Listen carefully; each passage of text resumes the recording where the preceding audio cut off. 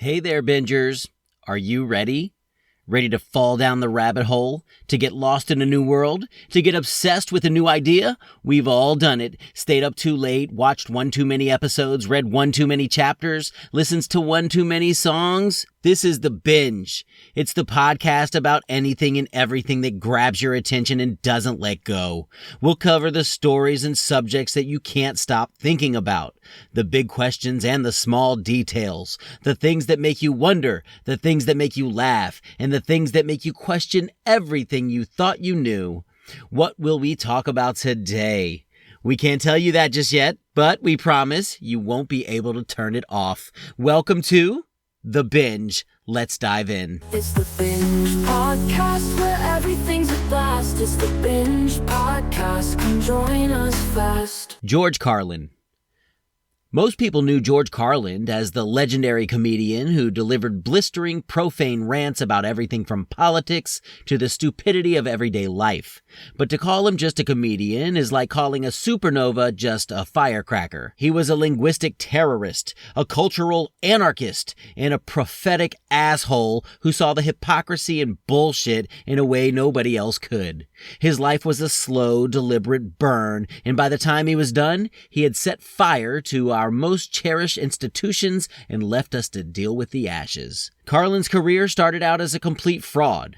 He was a clean-cut, suit-wearing, polite comedian delivering harmless jokes about airline food and traffic that were safe enough for the Ed Sullivan Show. He was the quintessential establishment entertainer, and he hated it. He felt like a sellout, a plastic man in a plastic suit delivering a watered-down version of himself. But in the late 1960s, a switch flipped. He grew a beard, traded his suit for jeans and a t-shirt, and found his true voice. He shed his old persona in a radical act of rebellion, even going so far as to get arrested for the very material that would define his legacy. The transformation was so radical that the mainstream media couldn't handle it. He was a different person, a furious, free man, and he was ready to call out every goddamn thing he saw wrong with the world. His most legendary act of rebellion was the 7 dirty words routine. It wasn't just a list of cuss words, it was a profound, defiant act of linguistic liberation. He systematically broke down the absurdity of censorship and the arbitrary power of words, proving that a word is only as offensive as the culture that deems it so. The routine led to his arrest in Milwaukee in 1972 on obscenity charges, a moment that cemented his place as a counterculture hero. Carlin didn't back down, he doubled down. He argued that it was the government's attempt to control language and thought, and he was proven right when the Supreme Court eventually ruled on the matter. It was a victory not for profanity, but for free speech. The rest of his career was a relentless assault on the status quo. He was a master of breaking down the world into its essential ugly truths. He didn't just tell jokes about politics, he exposed the lie of the two-party system. He didn't just complain about consumerism, he dissected the pathetic ritual of buying fucking useless junk to fill the empty void inside us. He was a prophet in an era that didn't want one, a lone voice screaming the truth into a microphone while everyone else was trying to be polite. He was, in his own words, a sentimental, cynical bastard who wanted the best for humanity, but knew deep down that we were probably all fucked up. Carlin's personal life was just as complicated and uncompromising as his public persona. He was open about his struggles with addiction and the pain of losing his wife Brenda to liver cancer. But even in his darkest moments, he found a way to turn his suffering into material, to find the dark humor in the human condition. It wasn't about self-pity. It was about connecting with the universal experience of loss and pain. He was a man who lived his entire life on the fringes, never quite comfortable with fame or adulation, always more at home in a quiet room with a pen and a pad of paper, dissecting the bullshit of the world with surgical precision. Carlin's legacy isn't just about the laughs, it's about the courage to be honest, to be a complete bullshit artist and not give a fuck. He showed us that the most important thing a person can do is question authority, expose hypocrisy, and to never, ever stop looking for the truth, no matter how ugly it is. He was an artist who found his voice in a rebellion against the very idea of conformity, and in doing so, he gave countless people the permission to be their own defiant selves. He was, quite simply, one of the greatest comedic minds that ever lived, and we need more like him now, more than ever.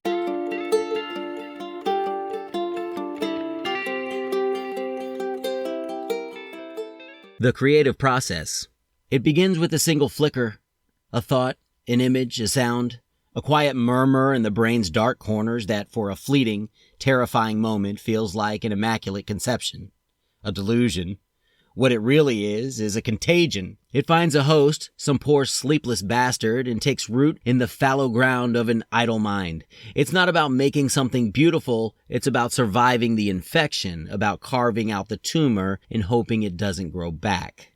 The work starts as an antidote, a way to purge the idea from your system and get back to something like normal. You begin with a clean slate, a blank page, an empty timeline. A surgical precision is required, a sterile environment. You line up your tools, the cursor blinks, a digital heartbeat taunting you with the silence. Then you start cutting. It's a series of brutal decisions, each one eliminating 100,000 possibilities, leaving only the grim, perfect truth of the thing itself. This isn't creation. It's a process of violent reduction. It's chipping away at a block of marble until all that's left is what was always supposed to be there. The details are not just details, they are the entire war. The font, the spacing, the hue of a single pixel on a screen, the subtle inflection of a character's voice. You chase the minutiae with a cold, relentless certainty, a predator stalking its prey. They become a new kind of obsession, a new kind of prison. Every choice is a lock on the door behind you, trapping you inside the project. The outside world ceases to exist. Friends call, you don't answer. Meals are an interruption.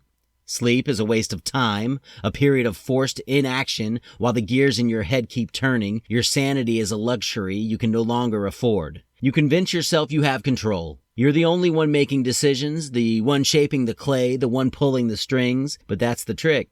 The idea has already taken over. It's no longer your creation. It's an entity, a new kind of master. The paranoia sets in. Was that line of dialogue too on the nose? Did that shot linger for a frame too long?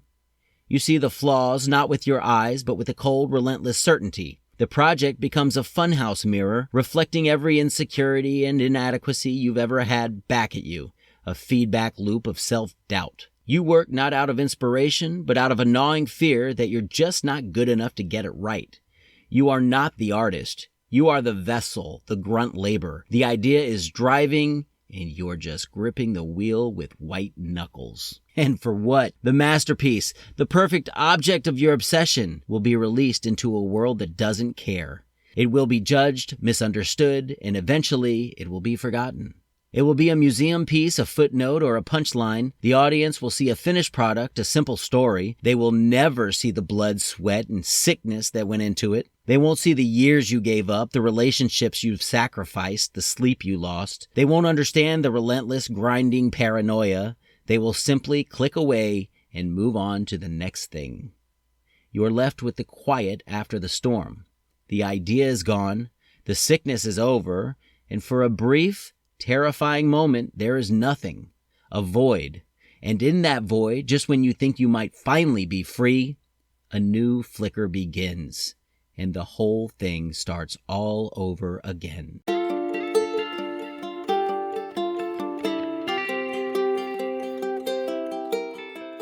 The silence of the stars.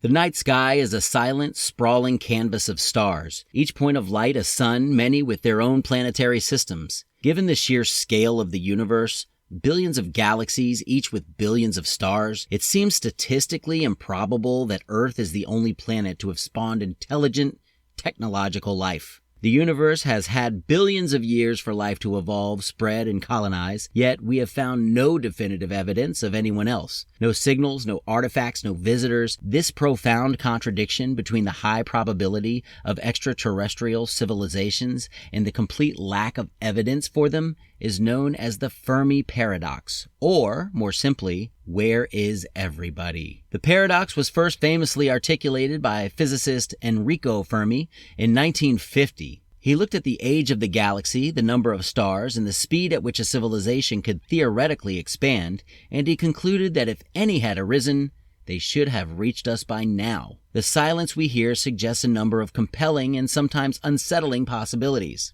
One of the most common is the idea of the Great Filter, This theory posits that at some point between the formation of a star and the emergence of a multiplanetary civilization, there is an event or a barrier so difficult to overcome that it dooms nearly all life. This filter could be the origin of life itself, the leap from single-celled to complex organisms, or perhaps something yet to come, like a self-inflicted technological catastrophe. Imagine a species on a distant world, perhaps 1,000 years ahead of us. They master fusion, develop warp drive, and then, in a blink, a new technology they invented turns on them, wiping them out.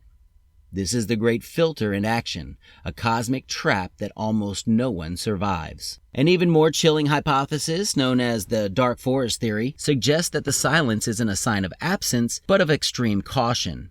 In this scenario, the universe is a dark and dangerous place. Every civilization is a hunter, and they must remain silent to avoid revealing their location. For the moment one civilization announces its presence, it becomes a target for others who see it as a threat or a potential resource to be exploited. The risk of being destroyed is so high that no one dares to speak. Perhaps a civilization on a planet orbiting a binary star system learned this the hard way, broadcasting a message into the void only to be wiped out by an unseen predator within a few hundred years. The lesson is simple. If you are not the biggest fish in the pond, it is safer to pretend that you don't exist.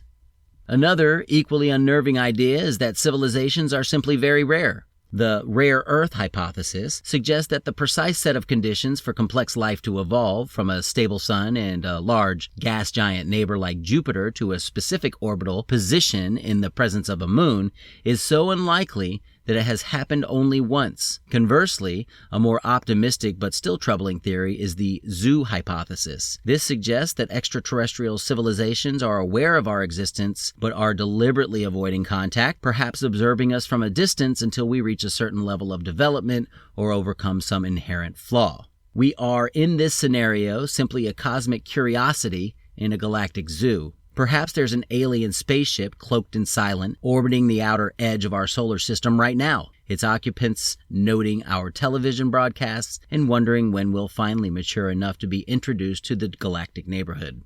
The Fermi paradox is more than a sci-fi thought experiment. It's a deep reflection on our place in existence. The silence we hear forces us to confront our own fragility, our potential for self-destruction, and the slim odds of our very existence. The answer to Fermi's question may determine not only our understanding of the universe, but our own fate. Are we the first? The last? Or are we simply not ready for the answer? The stars continue to shine, and their silence remains the greatest mystery.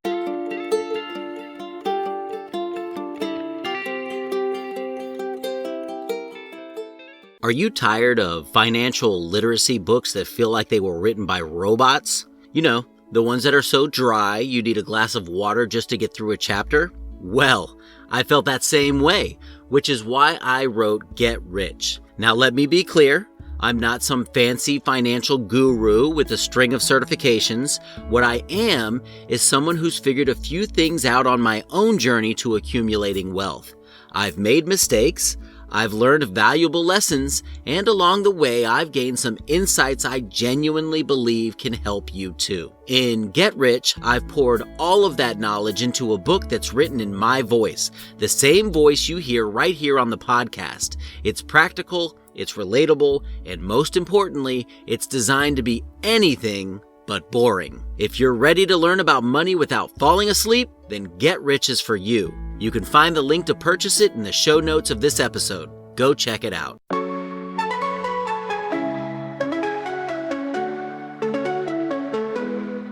You know by now, got stories to tell, from the small to the grand, all under one spell. We talk about this, we laugh about that, from the strange to the bliss. Get ready to chat. It's the Binge Podcast, where everything's a blast. It's the Binge Podcast, come join us fast.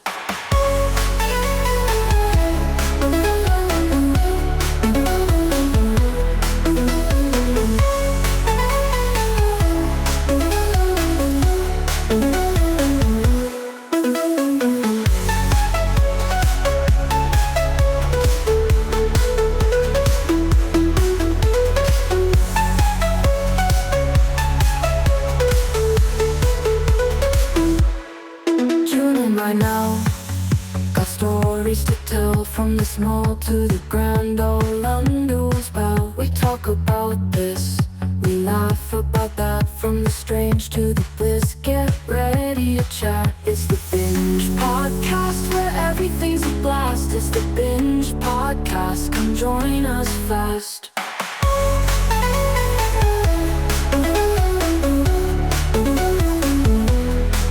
It's the Binge Podcast, where everything's a blast. It's the Binge Podcast, come join us fast.